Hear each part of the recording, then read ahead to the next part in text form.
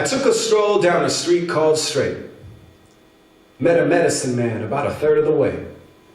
Predecessor to the pusher man with something to say about an apple a day keeping the sickness away.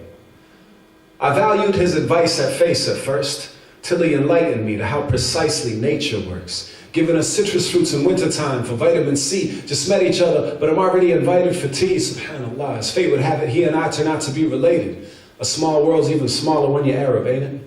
Made it a point to soak in all his information about regenerative meditations and preventative medication like a modern Ibn Sina with a pretty calm demeanor and a remedy for everything that plagued the Arab nations. Yet when asked of how to cope with our impossible fate, he just said, follow the middle path to a street called Straight. And so I took a stroll down a street called Straight and met a spiritual teacher about 2/3 of the way. Predecessor to the preacher man with something to say about a prayer a day keeping the Satans at bay. He spoke of angels on our shoulders and the angles of our solar, systematic self-destruction, metaphysical corruption with a danger to our polar ice caps till it's out of our control and in the hands of our beholder. We philosophized for over 20 minutes like that. Taught me lessons, any questions he would give them right back. Said the answers were within us, and I didn't like that.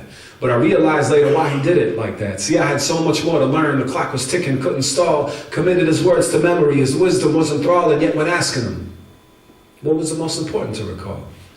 He just said, follow the middle path, Straight Street, and that is all. And so I took a stroll down a street called...